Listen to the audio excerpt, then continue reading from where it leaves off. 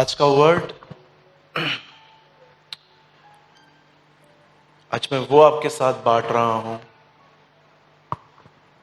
जिसकी वजह से आज तक मैं एक स्ट्रॉन्ग फेथ में स्टैंड हो पाया हूं। मैं आपको ये बताना चाहता हूं, आज मैं आपके साथ वो शेयर कर रहा हूं जिसके कारण मैं आज तक इतने स्ट्रॉन्ग फेथ में स्टैंड हो पाया हूं। मैं आपको सच कहता हूं, अगर किसी दिन मैं अपने जिंदगी में प्रभु की उपस्थिति महसूस नहीं करता, मैं कभी निराश नहीं होता। नेवर। बिकॉज मुझे बाइबल नहीं कहती है कि तू क्या फील कर रहा है, तू उसके हिसाब से चीजों को पहचान। बिल्कुल नहीं। The Bible says live by faith.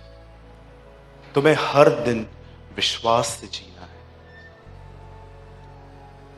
मैं अपनी भावनाओं को, अपनी फीलिंग्स को महत्व नहीं देता। मेरे लिए इंपॉर्टेंट यह है कि मैं हर दिन विश्वास में चलूं। That is the most important thing in my life. Okay, so आज मैं कुछ ऐसा शेयर करूंगा, लेकिन वचन को शेयर करने से पहले मैं आपको बाइबल का एक पैसेज विदाउट आपको खोले हुए कुछ बताना चाहता हूं। मैं चाहता हूं आप सब सामने देखें और बड़े ध्यानपूर्वक सुनें।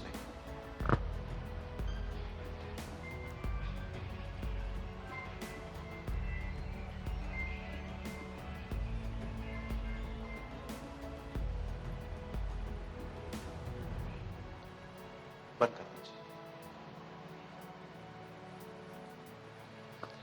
नेक्स्ट टाइम जब भी आप यहां आए, अपने फोन को बंद करके आइए। ये हमारी आपसे एक नम्र निवेदन है। Thank you. आइए अब सब सामने देखिए।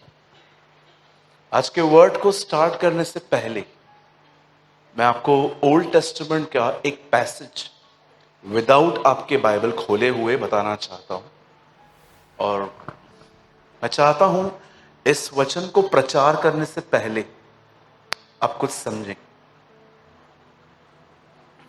आज से बहुत साल पहले आप जानते होंगे, बहुत सारे नबी इज़राइल जाते थे। और आप पढ़ सकते हैं, जब भी इज़राइल गुनाहों में जाता था, परमेश्वर उनके पास एक नबी भेजता था। अगर आप नहीं जानते हैं नबी कौन है, क्योंकि आजकल कुछ आपको बताना चाहता हूं, इस चीज को थोड़ा अलग वे से समझा गया है। कुछ लोगों को लगता है नंबर बताने वाला व्यक्ति नबी है। आपका नंबर है 9730, वो क्यों बता रहे हो? तो मेरे को पता है ना। या कभी कभी कुछ लोगों को लगता है कि अगर कोई घर का पता बता दे तो वो नबी है।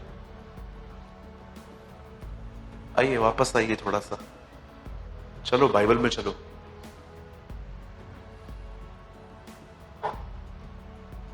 या कभी कभी लोगों को लगता है कि नबी वो होते हैं जो आपके सामने आपके ऊपर हाथ रखें और आपको आपका फोन नंबर बताएं।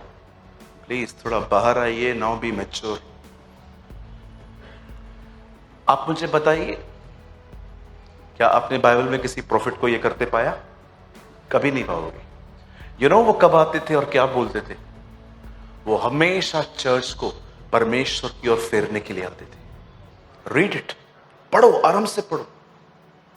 मैं तो बोलता हूं, इस मेरी बात पे बिलीव ही मत करो। पहली वाली बात पे घर जाओ, अगर ऐसा ही पढ़ा हुआ लिखा हुआ मिले तो बिलीव करो मुझ पर। आप जानते हो, परमेश्वर उनके बीच में नबियों को भेजता था, जिसे हिंदी में एक और वर्ड मिला है, भविष्यवक्ता। और सुनी, एक दिन जब इज़राइल गुनाह में था, तो परमेश्वर अपने एक नबी को उनके पास भेजता है। एंड उसके बाद क्या होता है? उन दिनों में जो राजा था, उसे वो मंदिर में जाता है और उससे मंदिर में एक स्क्रॉल मिलता है, एक पेपर पे कुछ लिखी हुई बातें मिलती हैं और जब वो उसको खोल के पढ़ता है तो ऐसा लिखा है वो 10 आज्ञाएं थी। अब सोचो, 10 आज्ञाओं को सुनने के बाद जानते हो उसने क्या किया? वो घुटनों पर नहीं आया, उसे प्रार्थना नहीं की। जानते हो उसने क्या किया? मैंने जब से मैं मसीह में आया हूं, मैंने ये किसको करते नहीं देखा है। बाइबल बताती है उसने अपनी शर्ट फाड़ दी, उसने अपने कपड़े फाड़ दिए। क्यों? वाई? उसे स्वयं पर इतना गुस्सा आया, वो इतना क्रोधित हो गया खुद पर कि क्या लिखा है और क्या किया है मैंने। यू नो, चर्च ने ये एटीट्यूड खो दिया है। चर्च ने प्रभु का वचन इस तरह स्वीकार करना छोड़ दिया। चर्च खुश है रविवार को एक अच्छी वर्शिप से और अच्छे संदेशों से। 17 साल मुझे प्रभु में हुए हैं, मैं कभी एक अच्छे संदेश को सुनने कभी चर्च नहीं गया आज तक। मैं हमेशा यह सुनने गया कि खुदा आज मेरे लिए क्या बात करेगा, व्यक्तिगत। 17 इयर्स में मैं आज तक कभी सरमन को एंजॉय करने नहीं गया कि चलो ये जो पास्टर है ना, ये बहुत अच्छा प्रचार करता है, मजा आता है इसके प्रचार में। मैं कभी इस एटीट्यूड में आज तक चर्च नहीं गया। मैं हमेशा ये सुनना चाहता था मेरे लिए आज प्रभु मुझसे क्या बात करेगा। मुझे अच्छे संदेशों को सुनने का कोई शौक नहीं है। आप जानते हो, पहले कलीसिया संसार में जाती थी संसार को बदलने, आज संसार कलीसिया में आया है कलीसिया को बदलने। पहले कलीसिया संसार में जाती थी, संसार को बदलती थी। आज संसार कलीसिया में आया है और संसार कलीसिया को बदल रहा है। मैं आज आपसे एक बात पूछना चाहता हूं, क्या आप परमेश्वर के वचन के प्रति इस तरह रिस्पॉन्ड करते हैं?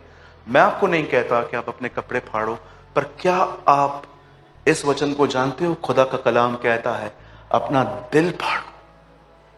दिल फाड़ने का मतलब समझते हैं? अपना दिल खोलो उसके लिए। आज कहां है ऐसा एटीट्यूड? आज क्यों लिरिक्स से ज्यादा म्यूजिक एंजॉय की जा रही है? आज देखिए, आजकल अगर एक भाई गीत गाए तू आजा घर लौटा, तो जो पीछे म्यूजिक चलती है उसको बड़ा लोग एंजॉय करते, पर लौट आ, क्या इन शब्दों का अर्थ समझते हैं?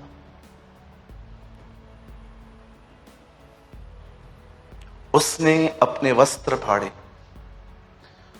आपने देखा सुलेमान का एटीट्यूड कैसा था वचन के प्रति? खुदा ने साफ कहा था तुम मिस्र से घोड़े कभी नहीं खरीदोगे, फिर भी वहां गया, घोड़े खरीद किए, चैरिट्स खरीद किए, उसके बाद वहां की एक लड़की से शादी भी करके आया। और देखिए, उन ही लड़कियों ने उसका ध्यान अपने देवताओं की ओर फेर दिया। और क्या हुआ? इतने महान राजा का बेटा, उसका अंत क्या हुआ? Because he ignore God's word. मुझे आज से बहुत समय पहले प्रभु ने एक बात कही थी, मैं कभी नहीं भूला उस बात को।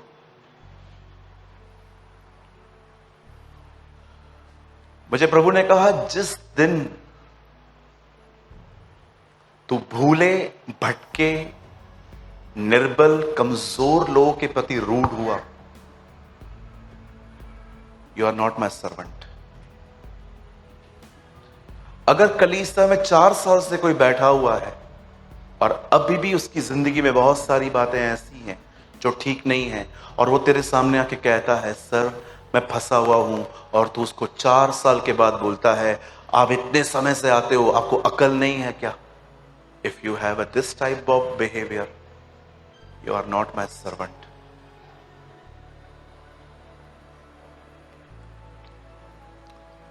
जितना खुदा उठाए उतना नीचे जाना। आमीन। बोलो अपने बाजू वाले को, अच्छे अच्छे संदेशों को सुनने के लिए ना आए, प्रभु की वाणी को सुनने आए।